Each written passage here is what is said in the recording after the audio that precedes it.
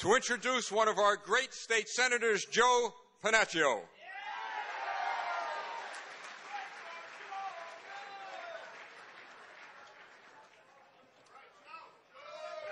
Thank you, Steve.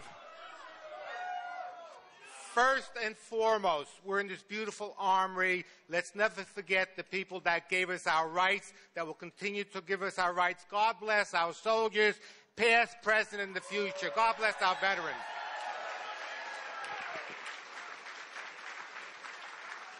Good evening, ladies and gentlemen. Isn't it great to be a Trump Republican in New Jersey tonight? Before I begin sharing a few words with you, I would like to acknowledge some of my fellow legislators in the Armory tonight. You will soon be hearing from one of them, my friend, Michael Dougherty. Senator Dougherty is a terrific legislator, great friend, and he's been in the forefront of many issues, especially fighting for a fair school funding formula. Now, if I may paraphrase the great American philosopher, Kermit the Frog, who said, "It ain't easy being green." Well, it ain't easy being a Republican in Trenton.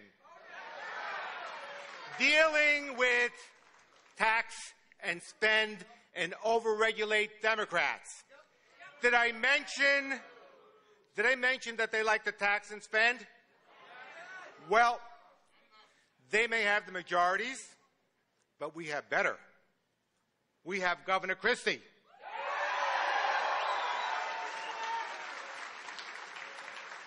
And he has the veto pen.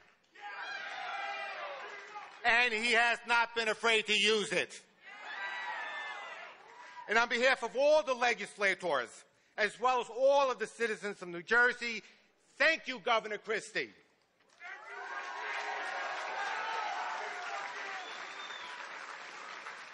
And thank you and welcome once again to an evening with the next President of the United States, Donald J. Trump.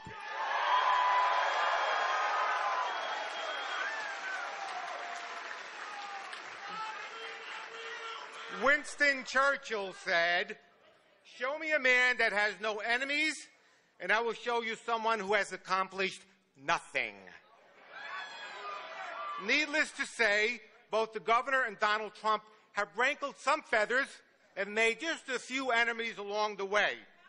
But look at what they've accomplished, and they have only just begun.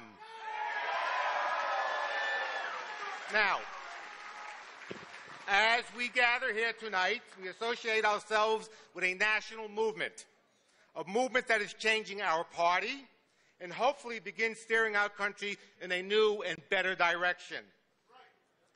Damn right. Historically, when our nation has struggled, it has been its people who have returned it to its glory and its majesty. The first sentence of the Declaration of Independence mentions the people's right to form their own government.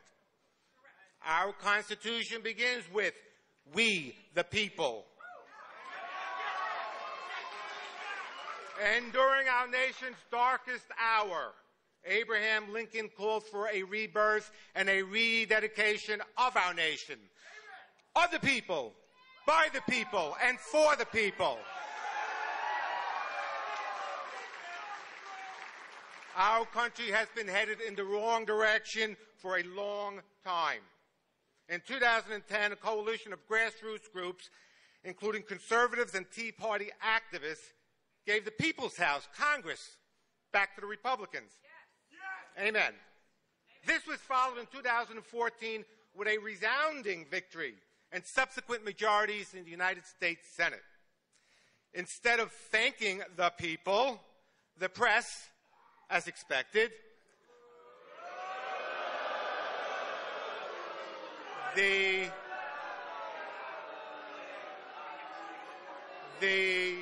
Democrats, as expected, and unfortunately, some Republicans chastised the very people who gave them back those majorities, calling them obstructionists. This led to an anger and the disenfranchisement of the people. They felt betrayed, and they were. Donald Trump heard those people. Donald Trump has become a crucible for the silent majority which feels government has forgotten them. He is changing our party into a populist conservative movement, putting the American people and America first.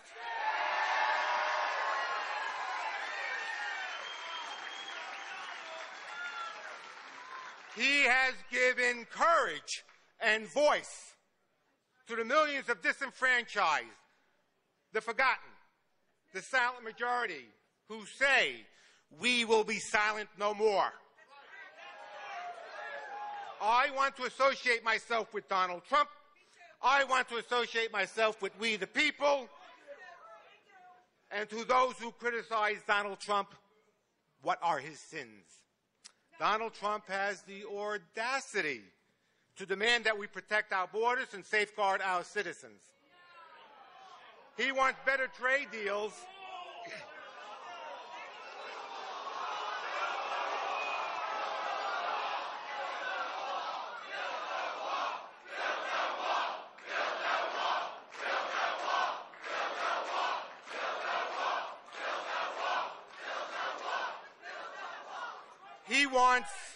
He wants better trade deals that don't give away our jobs to our competitors. He believes in a strong military, but challenges our allies to step up and to do and to pay their fair share.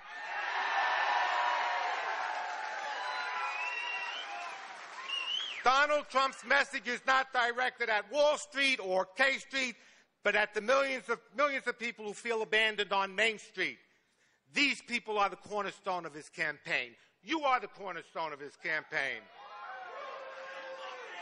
He makes no apologies for his political incorrectness,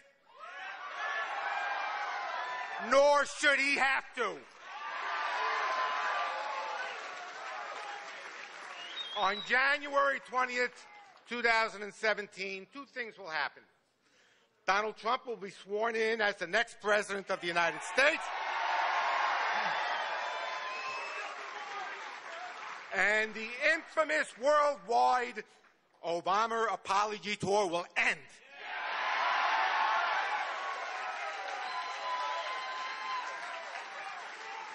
In closing, let us take Governor Christie's lead. Let us resolve to work as hard as we can to elect Donald J. Trump, our next president of the United States.